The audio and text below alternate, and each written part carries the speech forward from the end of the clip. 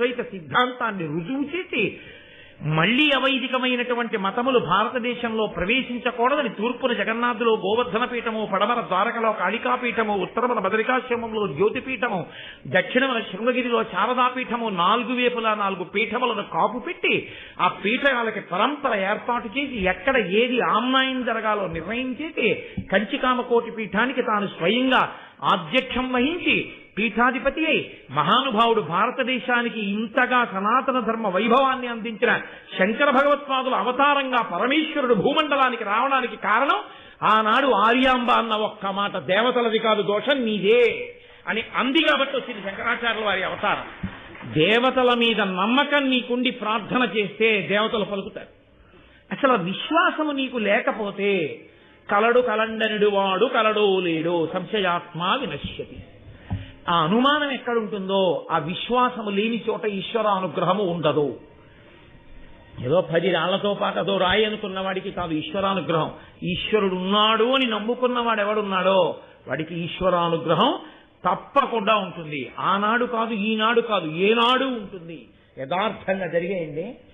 ఒంటి నిండా నగలు దిగేసుకుని రైలు లేట్ అయిపోయి తిరువన్నామలలో దిగి ఒక ఆవిడ పెళ్లికెడుతోంది. వెడుతూ ఆటో వాడిని పిలిచి ఫలానా వీధిలో పెళ్లివారింటికి వెళ్ళాలి, తీసుకెళ్ళమని అడిగింది. అడిగితే అలాగేనని ఎక్కించుకుని అతను అరుణాచలం కొండలో ఉన్నటువంటి చెట్లలోకి తీసుకుపోతున్నాడు ఆటో. ఆవిడ బంగారాన్ని ఒలిచి దోచుకుందామని. ఆవిడికి ఏం చెయ్యాలో అర్థం కాలేదు.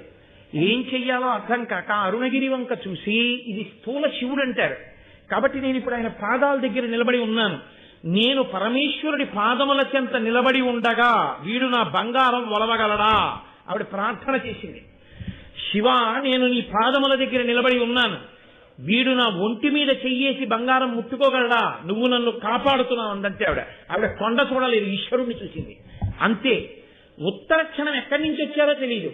ఆవిడ మహదైశ్వర్యవంతురాలు, బాగా చదువుకున్నది.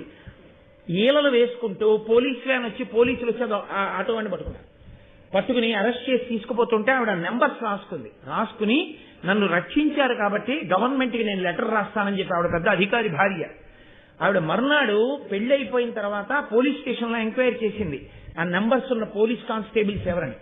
పోలీస్ స్టేషన్లో చెప్పారు అసలు ఆ నెంబర్స్ ఉన్న కానిస్టేబుల్స్ లేరు, ఆ నెంబర్స్ లేరు ఇక్కడని చెప్పి. మరి ఎక్కడి నుంచి వచ్చారు? కావ్యకంఠ గణపతి ముని అన్నం కోసం ఏడుస్తుంటే గణపతి గుడి ఇల్లుగా మారి అందులోంచి అన్నపూర్ణమ్మ అన్నం పెట్టి తాంబూలం ఇస్తే తాంబూలాన్ని పక్కన పెట్టుకుని అన్న తమ్ముడు పడుకుని నిద్రపోయారు అరుణాచలంలో. తెల్లవారి నిద్ర లేచేసరికి అది గణపతి దేవాలయం. అమ్మవారు రాత్రి ఇచ్చిన తాంబూలాలు కూడా వాళ్ళ పక్కన పెట్టున్నాయి. నమ్ముకున్న వాడికి నమ్ముకున్నంత. నీకు ఈశ్వరుడు ఉన్నాడు అన్న నమ్మకం నీకుంటే నీ ఎక్కించాలో ఈశ్వరుడికి తెలుసు.